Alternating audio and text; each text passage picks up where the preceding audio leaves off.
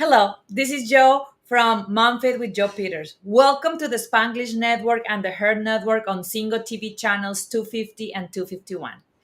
Please remember to download both the Singo TV app in the respective app stores, iOS and Android devices. While you are downloading, make sure that you rate and leave a comment. The app is free. Singo TV is also available on Google Chromecast, Amazon Fire, Fire TV, Roku, and Roku Sticks since 2016 in all smart TVs. Welcome to MomFit. On this episode, we are going to have a lot of fun. Our special guest today, Patricia, is working in one of the most needed and rewarding fields around motherhood.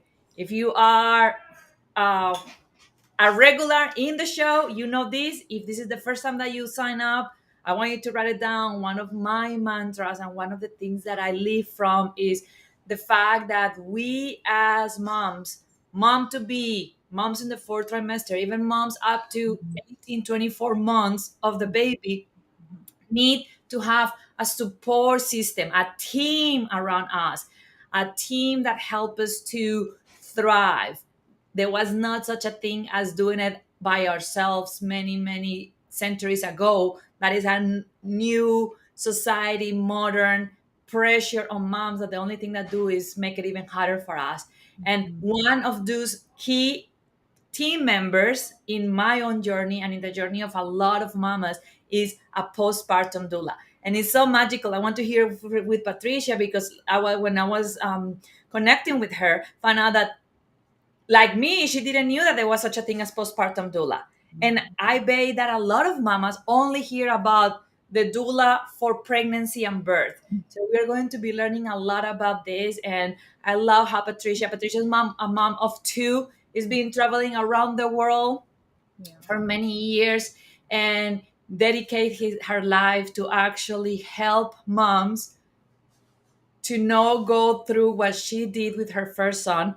Very similar to my story on how I got MomFit, because we have the same mission, and is we realize that doesn't have to be as hard, doesn't have to be as painful. And then our mission is to make sure that new mamas will have it in a different way. Patricia, welcome to the show. Thank you so much for being here. And why we don't just start a little bit with telling us your story, your why, what was the transition with your first son, and how you get into this magic field of postpartum doula. Yes, thank you so much for having me. I'm really pleased to be here. Uh, I I had my first baby away from home. My husband got a big promotion that involved a move from where we live, just outside Seattle, to Japan. And that very same week, we found out that I was pregnant. And I thought, well, this will be a fun adventure having a baby abroad. And I was working as an ESL teacher. I taught English as a second language at the university level for several years before I got pregnant. But I had never yet traveled to Asia to teach. And so this was going to be a really fun adventure. But then when I had my baby, we were in a very small expat community of other military families who had moved to Japan to work in the Navy there. But even in that community, I felt very alone. I didn't know who to turn to or who I could share my story with because it was really hard. My son needed he really needed a lot of attention. And what he didn't need a lot of was sleep. And so I was very exhausted, and he was very tense and very curious and very alert. But every mom that I talked to had this experience of their own, where if they just did this one thing with their baby, the problem was solved. And I tried everything, and the problem was never solved. And so I thought it must be me. There must be something wrong with me and the way that I'm doing it. I will figure this out. And that is not a great way to go about your life. Determined to to push through these things that are actually kind of normal.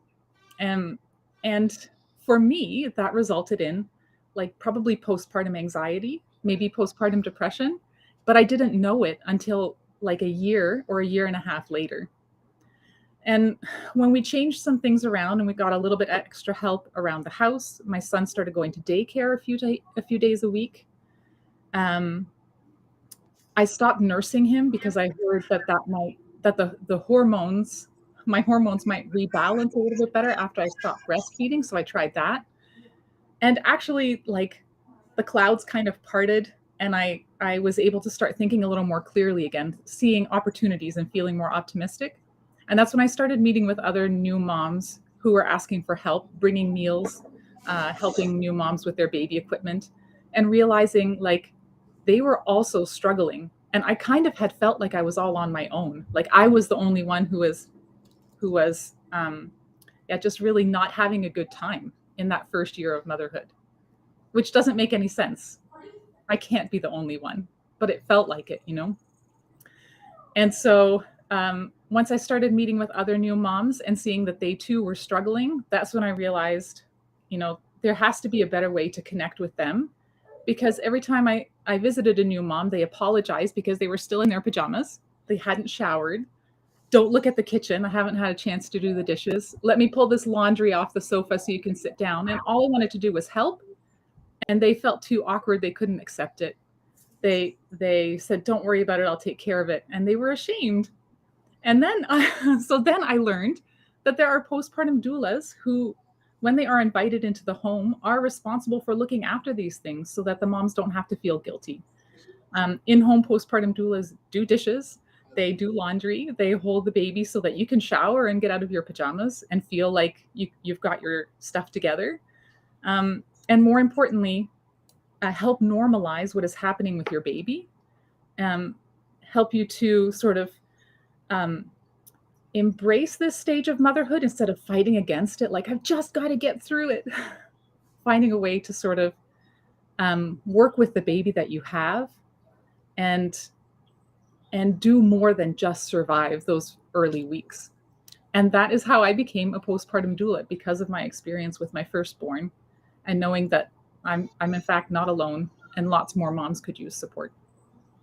Thank you for that. That's beautiful. And I resonate with that so much because my experience was very similar. The only difference is my birth and pregnancy doula is also a postpartum doula, so I had some of that support. But I was actually smiling when I was walking into your bio and then saying like how much sometimes, because the reality is, one, my grandma had a beautiful say that she said to every mom. She was like, okay, extend your hand in front of you and then see how many of those fingers are exactly the same.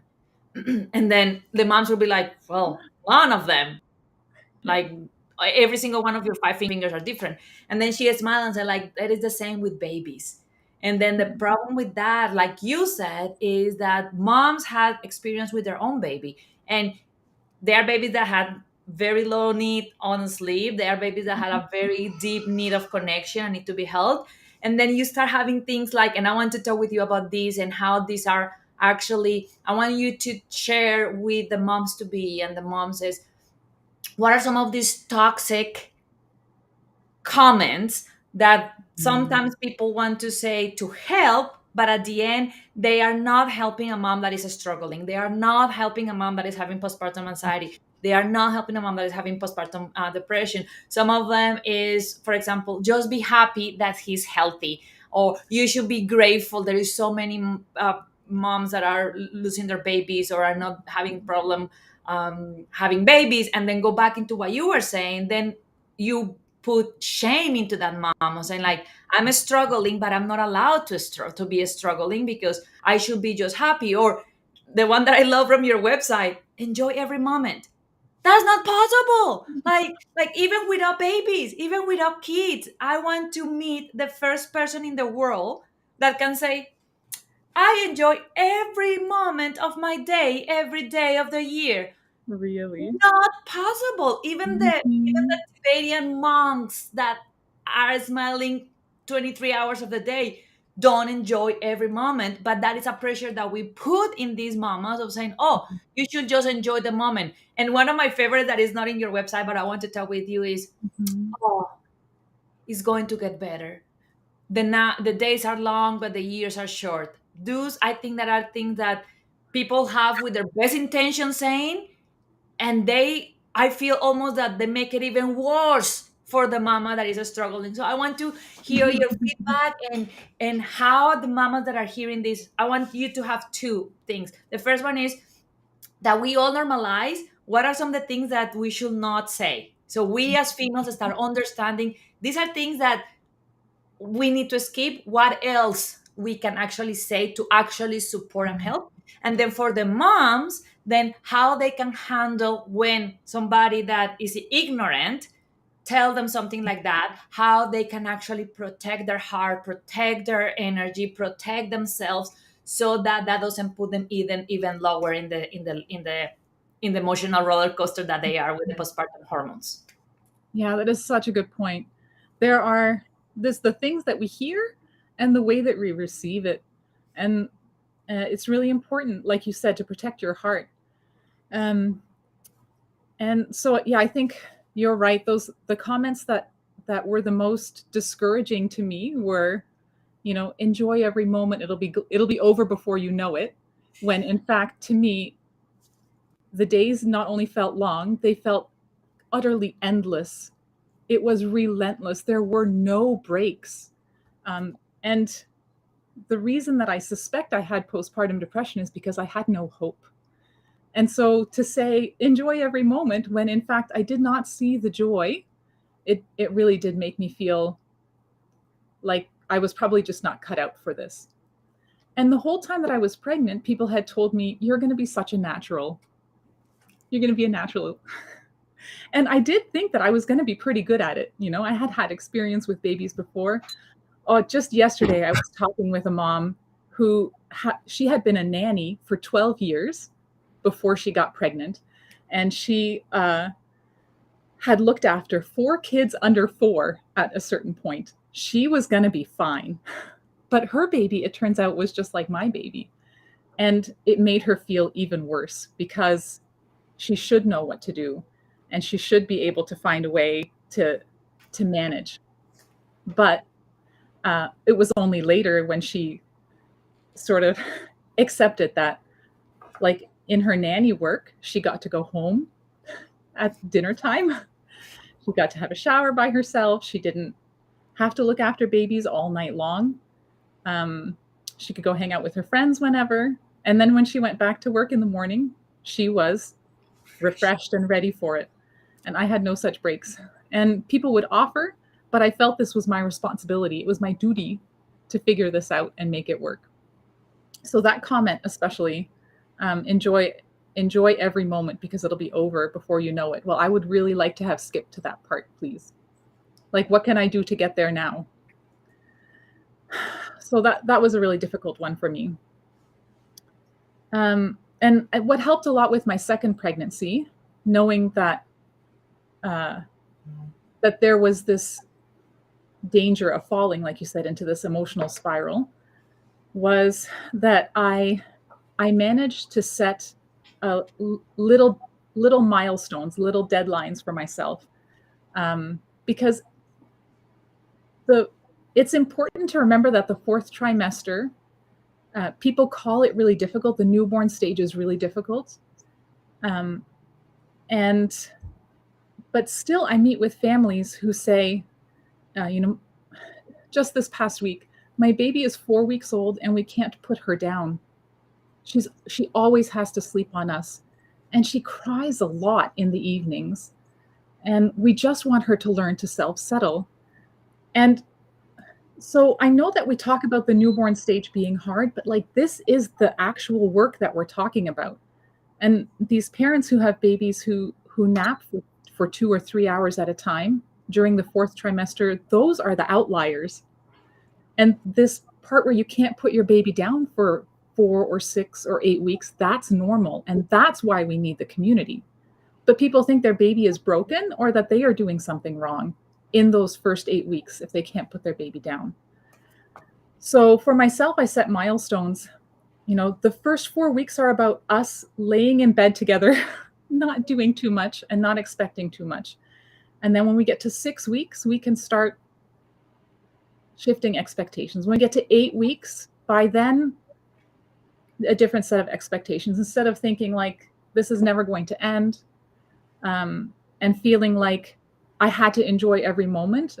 These small weeks are the work of the newborn stage. And that helped me sort of stay grounded and not like spin down. I love so many things that you said. The Mm, first one is thank you for using the term fourth trimester, mm, because there is a still, unfortunately, so many people that are not aware of the fourth trimester. And I love how you using it in the context of what is expected, because unfortunately, and I think my hypothesis is that part of this is the Western culture into that industrialization of going back to work and produce and all that are putting unrealistic expectations on the mom and the newborn, on the because they want the mom to go back into society to produce as soon as fast as easy as possible, and they miss the part of the information that is called, it was developed as the fourth trimester for a reason.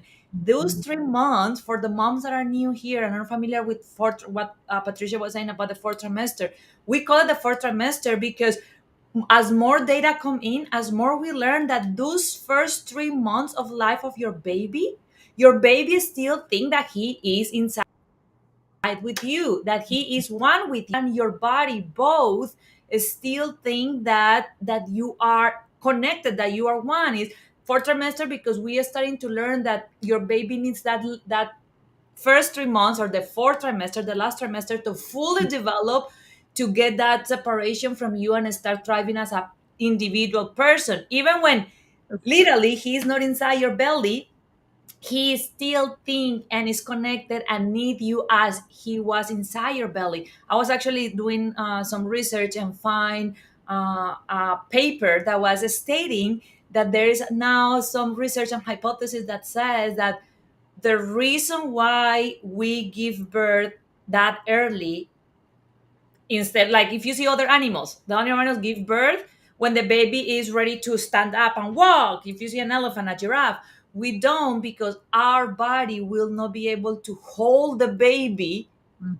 for that last trimester. The baby will be just too big. The head of the baby, because the brain of a human being is so big that it will not be possible for a mom to give birth to a baby that is 3 months old. Yeah. And nature balance that and say, okay, we cannot give the baby full term inside the belly. We are going to give this baby a little early, knowing that those 3 months, like you were saying, are going to still be the fourth trimester. So I love that.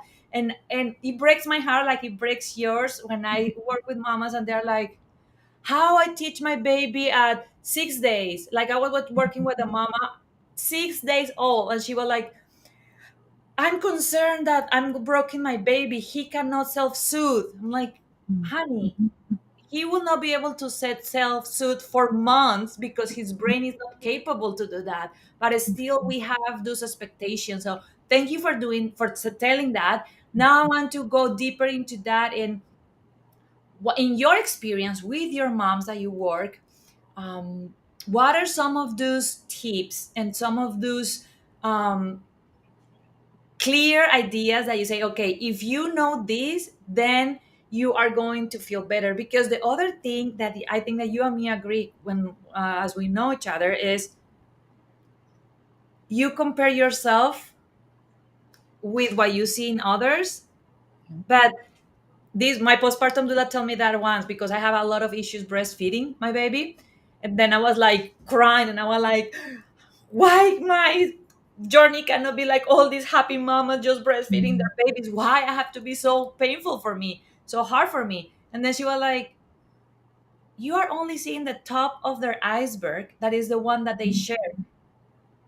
They're not going to be sharing normally the struggles. They're not going to be sharing that they are having to wear their baby 24/7, because we still have all that taboo that this is not normal. So we don't share it. We only share, like you were saying, the outliers, the exceptions. So I'm like, oh, my baby is 2 weeks old and asleep in his own room 12 hours per night. And Yeah. then that becomes like, what is wrong with my baby? Nothing is wrong with your Mhm. baby. There is something wrong with Mhm. that baby, because that baby is not following the normal pattern. So we're gonna talk about that before we go into how the postpartum doulas can support the journey. Mhm. Mhm. Yeah, for sure. I think having realistic expectations about what is normal is important, but I think too, remembering that um, you think that two adults are enough people to look after one newborn, and it makes total sense while you're pregnant. Like my husband can take over when I'm tired. I can take over when he's working or tired or whatever. Um, but we don't have to do it all. We don't have to do it all. The baby needs it all, but it's not up to us. And we used to have like a tighter knit community, I think, where mothers would come and stay with us, aunties, sisters, grannies. In the global south, there's a lot more of a culture around the first 40 days of sort of isolation with your with the what is it called in Latin America? Uh, we call it your dieta. Your dieta are the first 40 days that you never go outside. Mm, Like the only time that you go outside is when you have to take the baby to the doctor. And you're right, you have family, friends, everybody coming and helping you bath and taking care. Like literally, they take care. The concept is you have two newborns. Your baby's a newborn. You are a newborn, so you are taking care of that newborn, and everybody else around you is taking care of the mama newborn. mhm, mhm. And I think that's an important thing to remember about what postpartum doulas do. They're not they're not nannies, and you can get a nanny and sort of have similar benefits. But the postpartum doula is really there to look after you, to help you learn how to look after your baby, to teach you how to, if they have special training, how to breastfeed better, or to help you figure out minor things with feeding, or bottle feeding, how to help feed a bottle to a baby who is breastfed, how to bathe a baby. You can do that together, but they're not primarily there to look after your baby the way that a nanny or like a night nurse would do. They are there to look after you and make sure that the things that you can't do within your household, they can sort of take over so that you can focus on your baby. Because I don't know about you, but I felt very protective of my job as a mother. Like this part is my role.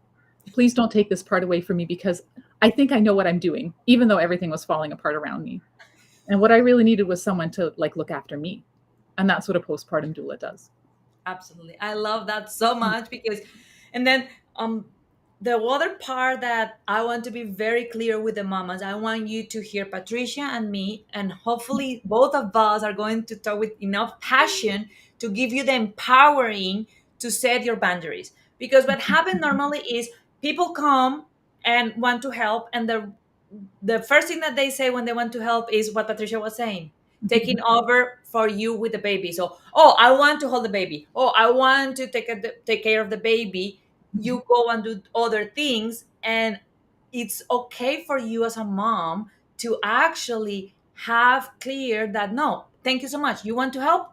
There are dishes to be done. You want to help? There is laundry to get done. Actually, there is something that I work with my mamas, that is that, and if you are listening, please do this. Make a list of all the things that are critical in your house. That we all are different females, so for me it's not a big deal to have a lot of laundry, but it's a big deal to have a clean kitchen. Mm. So make sure that you have a list of those things and have them ready. So when people say what I can do to help, instead of you getting overwhelmed saying like, I don't know, because that is the other thing. Sometimes I feel that you are sleep deprived, you are tired, you are feeling that you are not being enough. So when people offer how I can help, I did it all the time. I was like, it's fine, we are okay.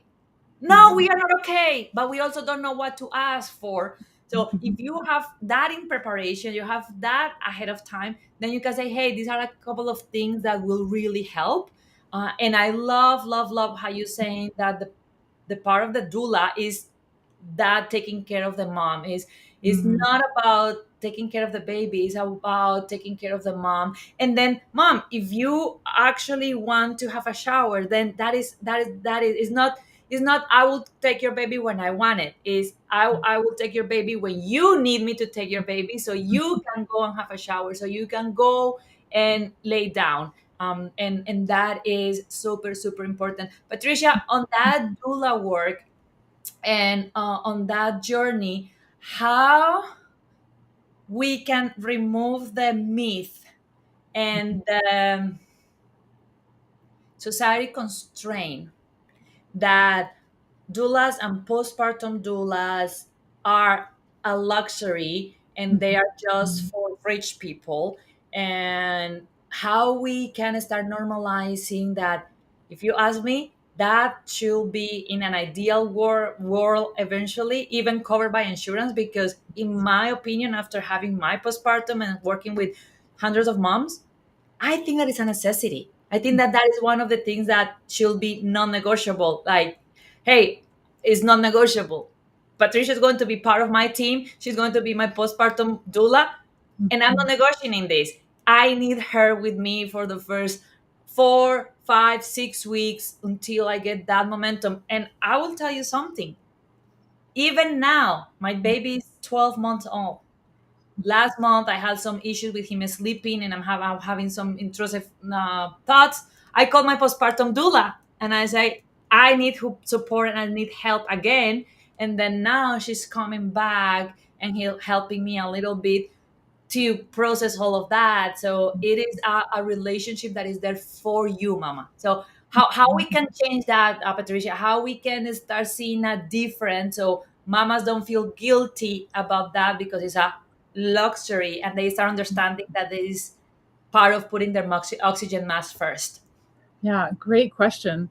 Um, I think the important thing is uh, to remember that, again, like two adults seems like enough people to look after a baby, but when those two adults are both needing a couple of weeks to find their own footing and confidence and learn about this baby, having other people come in to help you or help you with the baby is super important. But one of the moms that I was talking to this week said that she was really glad that her mom came to help in the early weeks, but it wasn't as helpful as she expected because her mom had conflicting ideas about what how she should be parenting.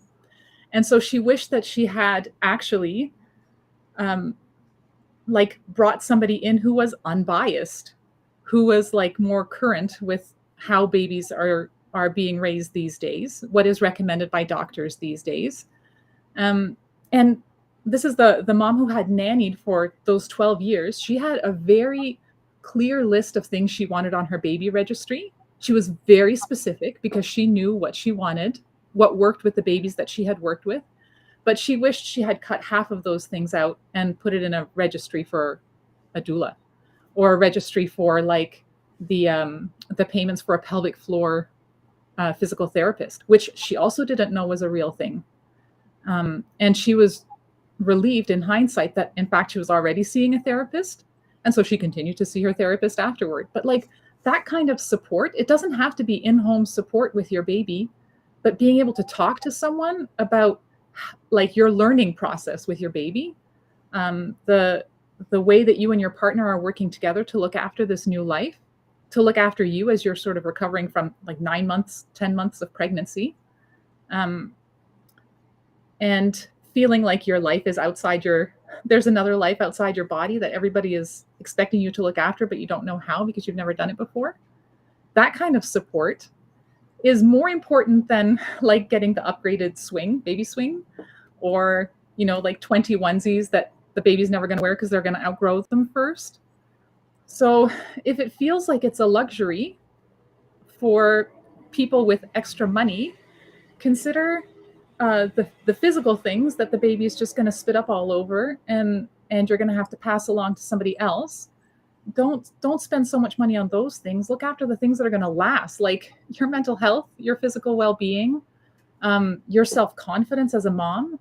But you can't buy that. You can't put that on Amazon. You can get that from a relationship, and that's what a postpartum doula can, where they can really shine, is if you find someone that you can connect with. That can make such a difference in your fourth trimester. I'm getting goosebumps and getting emotional because that's so true. And mamas, if you are hearing this, please go. Um if you are still pregnant, go today to your registry, to your baby shower, and literally, I think Literally. 50 to 60, 70% of the things, take them off and just say in your I think that has to be a beautiful way to normalize it. Baby shower registry, say what we want is donations towards our doula and postpartum doula. Mm, Here are. And then when you are talking with people after the baby is born, usually people bring also presents for the baby. Be mm, very clear since you're pregnant. Hey, we have everything that we want. And then here you can even blame some of your raising structures. You can say, oh, we are doing a Montessori approach, so we are very minimalistically, or we are going to be a minimal thing, so we don't need anything else. If you want to bring something for the baby, the best way is we are having this place where we are actually raising funds to cover the support that the baby and me, or the baby and the mama, need. I love, love, love that idea. And actually, when you were saying about the two people taking care of a baby, it made me remind 3 years ago, when I was in Africa with the Hatta tribe. And the Hatta mm, tribe is one mm, of the oldest lineages of humanity. And mm. one of the things that shocked me the most is that I was seeing all these mamas and all these babies. Yes. And Patricia, I was not able to understand which mom belonged to which baby belonged to which mom, because is they know that if two people are not enough, they know. So the mama was there, but if the baby cried, the closest female that was there was the one taking care of the baby, because they were also taking care of the mama. So that concept is very powerful, understanding like two people are not enough. And then I want to touch one more point that was golden for me. A lot of the mamas will have the pushback from their mom or their mother-in-law or a family members, and oh, you don't need to waste that time in that money in a doula, because I'm gonna be there, supporting you. And then what happened is, unfortunately, that ends usually tending on more mental and emotional drainage for the mom. For what Patricia was saying, if your mom or your mother-in-law had their own set of beliefs of how you should be raising your kid, how you should handle your baby, in addition to everything else that you're handling, now you're having that conflict and that issue every day with every decision that you make. That Mm. is not something that you need, mama. That No. is energy that you don't need to spend there. So actually, one of the things that I will encourage you to do, if that happen and they say, oh, I want to come, so like, I'm happy that you come. Yes. That doesn't mean that I don't need a postpartum doula, because Yeah. you are going to help maybe with the house, maybe with the baby. I still need a postpartum doula. And another beautiful point on that I was thinking is, when you are reaching out to a doula, postpartum doula, make sure that you meet them. So make sure that you have alignment in the values and your mindset and what you're expecting from your baby, because your Mm. doula is going to be in your corner. Your doula is going to be in your team, is going to be having your back. So it's very important that even if she doesn't understand, even if she doesn't agree with you 100%, at least she's very clear on what are your expectations, and then we'll be able to support you, like she was saying, in an unbiased way. Yeah. Now, Patricia, on that one, for the moms that are, I want you to actually share a little bit more on how the moms that are still pregnant can start preparing for that journey of the fourth trimester and the first 12 months. And then what are some of the things that the moms that are in the middle of the tornado right now can do Mm. to get some relief? Okay, so for preparation, of course, the easiest thing to prepare is the baby's stuff, because people will give you things and recommendations for that all day long. So that's fine. The other thing that people often overlook, though, that new parents overlook, is like the household things that need to still get done.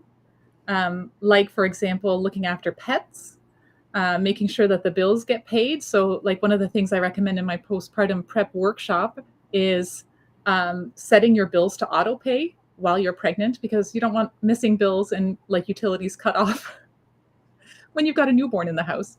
So, if you can set that stuff up to go automatically, do it now, because that's one thing you don't need to have in your brain at that time. Of course, preparing meals in advance, or setting up like a meal delivery service, or setting up like makethemameal.com or mealtrain.com.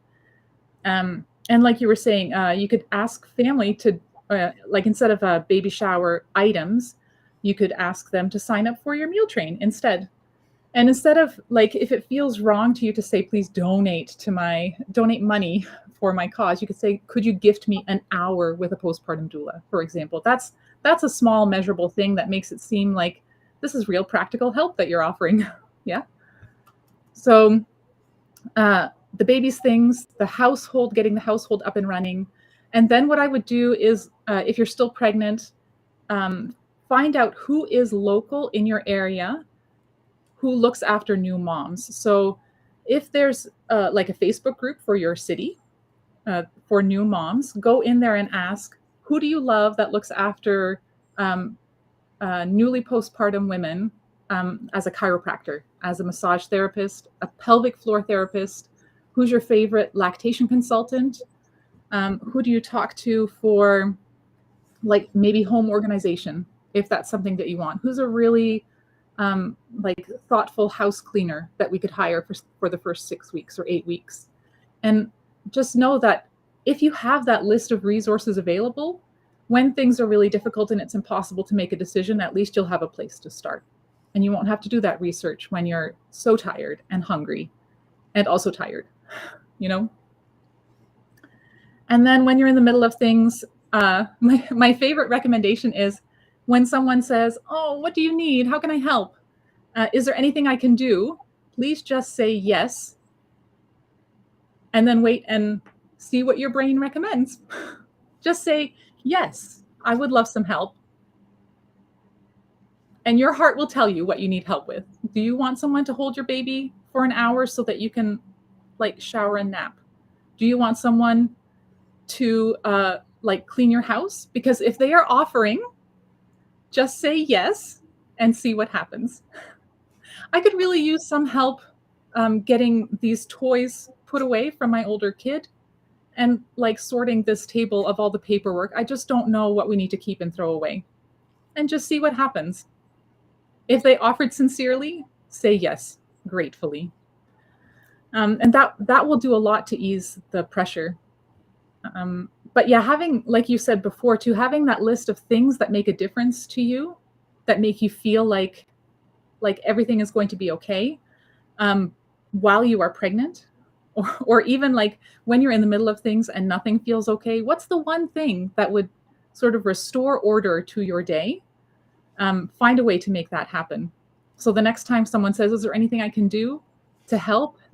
This is a hard time. You can say, yes. Are you free this week to come over to my house and hold my baby for a few minutes? Or, whatever you need help with.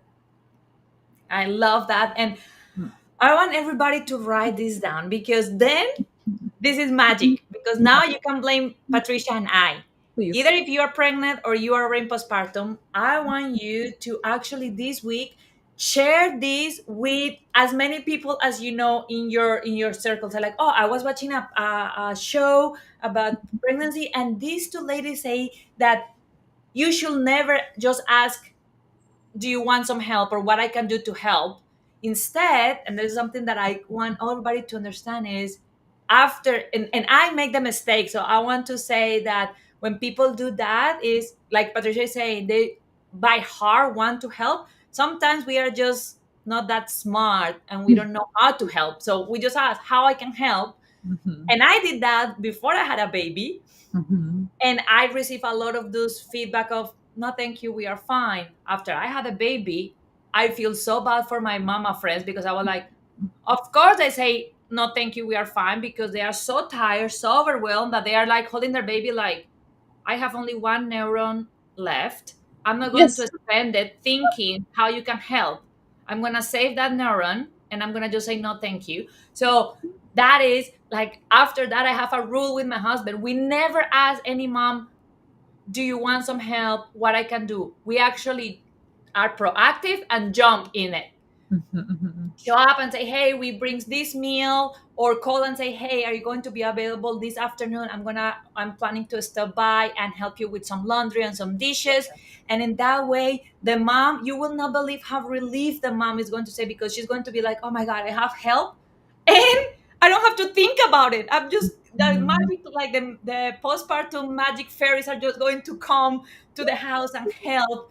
And then you can use that this weekend with people that you know. Say, oh, I was watching a show, and these ladies, Patricia and Joanna, said that you should never ask a brand new mom how you can help. You should actually pick something and do it. And Mhm. actually, by the way, I'm making my own list of the things that people could help me with. So I love that so much, Patricia. And I actually love how you put the idea of saying, and that will be very easy for everybody. Even you can even add it in your baby shower invitation, is saying, baby E and mama will like for you to consider to give us 1 hour of postpartum doula, this much, 2 hours. And then the Mhm. reality is, when you actually think about it, the postpartum doulas rates are not that high. Like, we are not talking about hundreds of dollars per hour. So what Mhm. will happen is, when you talk about, I don't know, 50 $60 for an hour, usually what happens is people are like, oh, I can give you 2 hours, I can give you 3 hours. And then you kind of start creating that bank of it. So I love that, Patricia. Patricia, on terms of a little bit of that postpartum depression and postpartum anxiety and that feeling of guilt and shame, why would Mhm. I talk a little bit about that? Because I had postpartum depression and postpartum anxiety too. And I know that the data says that is only 20% of the moms, so Yeah. one of every five. My God, my mama got, and my work with other mamas tend to show me that is a lot higher than that. But a lot of those mamas struggle in silence, and Mhm. they're not never, like you were saying, aware of it, so they don't talk about it like what it is, or they are so ashamed of it that they don't ask for help, or they don't say, I'm struggling, because, like you were saying, they feel there is something wrong with me. Mhm. Mhm. Yeah, I only realized that I probably had postpartum anxiety and depression when I was in my training to become a postpartum doula, and I had to read about how what postpartum anxiety might look like in a new mom. And I thought, well, that feels awfully familiar. And so I am one of those numbers that is not part of the statistic, because I did not think that I was anxious, and I didn't really think I was depressed. I just thought, this is a hard time in my life, and I guess it'll get better eventually. And I was very cynical, and that doesn't feel like depression to me. And I went outside every day because that's what you do when life is hard. You go outside, you get some sunshine, you go for long walks with the baby, because what else is there to do with a baby who doesn't like you, a baby who fusses and cries? You go outside for long walks. And that was supposed to be, self-care. I'm looking after myself. I'm not depressed, just nothing's working. And it's never going to get better. But I didn't think I was depressed. But like, those are very clear symptoms of depression, I think. So yeah, and I don't think that women should feel like they need to be like analyzing themselves. Am I depressed? And am I, because there are certainly women who feel like, I can't tell anyone about this, um, because if I tell them that I kind of hate my baby in the middle of the night, they will take my baby away, and so they can't share how hard the overnights are, because they are scared, you know, and they can't share how they wish they could just like drive away and go stay in a hotel and not talk to anyone for just 24 hours, because that's not what normal people do. And you want to be a normal and well-adjusted person, because you don't want to worry everyone.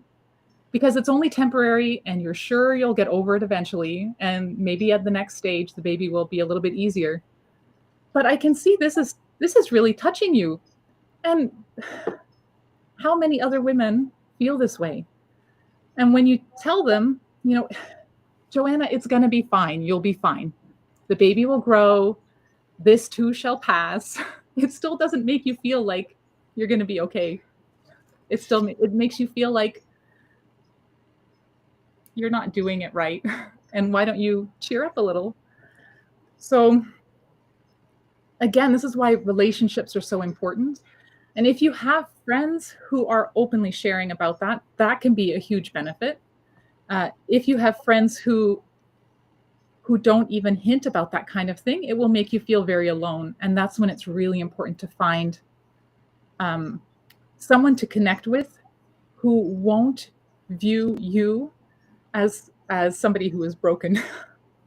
And a really good postpartum doula or a counselor or a therapist, or even someone from La Leche League, for example, if you're breastfeeding your baby, find someone who is willing to come and chat with you for half an hour while you do a feeding to see if everything's going okay, to share what you're going through. They are also professionals who will make sure that the story that you share is validated.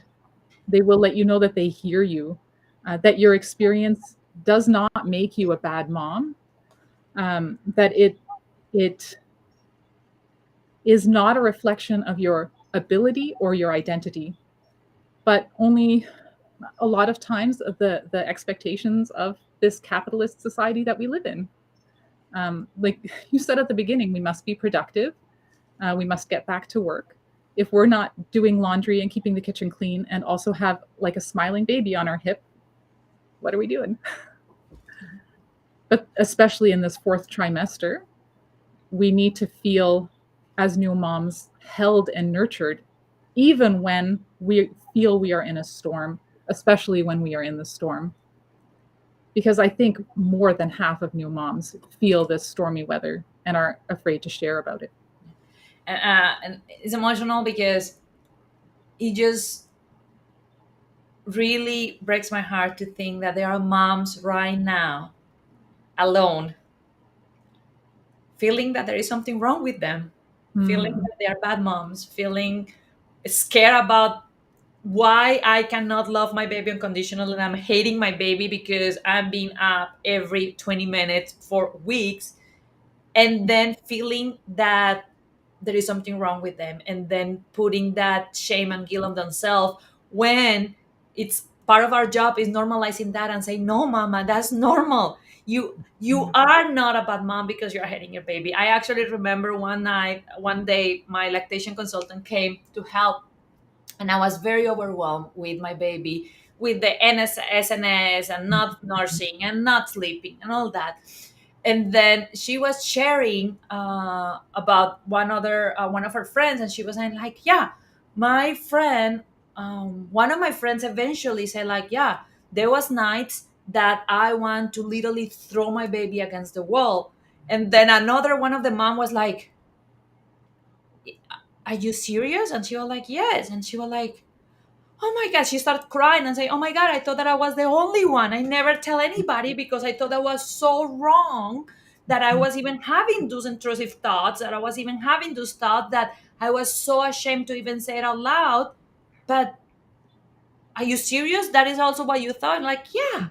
So happy. I agree with you. Having that part of connecting with people that are not afraid of being raw, and yeah, it's nice to have the beautiful picture of the baby smiling, and it's also nice to say, oh my gosh, I want to cut my head off, my baby wake up every 20 minutes last night, I don't like my baby right now.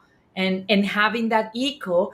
And we were talking why that is so challenging, because every mom had a different baby. So if you are in a circle of 4 or 5 moms, and then they all have a more easy going baby, and your baby had a little bit of different needs, a little bit of different sleep patterns, then that is going to actually make you feel reinforce your fear that there is something wrong with you and that you're doing something wrong, because these other ones are not. But one of the things that I love what Patricia was saying is they are the outliers. There's a lot more people that, like Patricia was saying, is feeling this but are choosing to not share it. And I think that it takes responsibility from experts and leaders like Patricia and myself to put this topic out, to make you feel safe, to make you feel that if this is happening, you can reach out to Patricia, you can reach out to me and say, hey, I'm having these feelings and I'm feeling like the worst mom in the world. So we can hold you, we can wrap our arms, and we can give you tools to actually also handle it with your friends or your family that are all the time telling you how their perfect babies sleep 12 hours in their own bed, and like say mama at 2 months old. Like, good for them. It's okay if your baby's not like that, right? Yeah, absolutely. And you need to hear that. And if you're not hearing that from your circle of friends, talk to somebody who looks after a lot of new moms, a lot of new babies, because they will tell you that, in fact, it is normal. And but the other thing too is that often those intrusive thoughts only come in short bursts, and then you are like, I did not feel good last night. And you push it under the bed, and you don't want to think about it anymore because it makes you feel bad. And then you go about your day and you kind of feel sort of normal again, and you think this is not a problem for me. And then the next night it happens again. And so it's easy to sort of like to say it's fine, I'm doing okay, I'm managing. But just to hear that what you're going through is normal, and that what you're going through is difficult, yes, I hear you. Like the way that that can sort of like take the pressure off your guilt, your self guilt, and the expectation that you should have it together, it can make such a difference, and you don't realize until someone says to you, this is very common, I understand, you are doing your best, good job.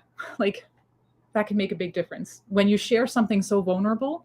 To hear like you're not actually crazy and you don't have to pull yourself together makes a big difference. Absolutely. And Mhm. I think that that is why the work of, I think that is being like one of the biggest secrets of this century, because how I see it is we as society were designed to do this in a much bigger scale with, like you were saying, aunties and grannies and sisters and tribe. And then we move into, I will go a little political, but the patriarchal world of having control over women. So now they took all that support. Now you are by yourself. And then the concept of you are, that is your job as a mom, figuring out how to do it all. And then understanding that you can have it all, but you can never do it all Mhm. without a big price for your relationship with your baby, your mental health, all that. And then I think that in that part, angels like you are Mhm. starting to come on more and more and saying like, okay, time out, Mhm. this is not okay, this is not okay, we cannot keep raising kids on all these unhealthy emotional, mental Mhm. chaos that happen for a mom when a mom doesn't have the right support. And then angels like you are stepping in and saying, hey, like you have in your website, doesn't have to be like that. So we are getting close to the end of the show. I really want to have you back in the show because I think that Mhm. we have so many things to talk. But last, very sure, tell us how they can connect with you if they want to hear a little bit more about postpartum doula. Of course. I am on a bit of a social media break, but I have been on Instagram at PP Doula Patricia. And my website, you can just search for Postpartum Doula Patricia. On my website, I have a workshop for pregnant folks who are preparing for the postpartum period. It's my free gift to you, patriciagrenseman.com/free. I would love to help you feel like you're checking off all your boxes and making a connection with somebody who understands what's coming, and can help you sort of um, round out the preparations that you're making for what you're actually going to need in the fourth trimester. So please, I hope that you will find that useful for your preparations. Thank you, Patricia. This show can also be heard on the Spanglish Radio Network. Please check out spanglishworld.ca for all the news and programming. Spanglish World, watch it, hear it, read it, download it, and live it.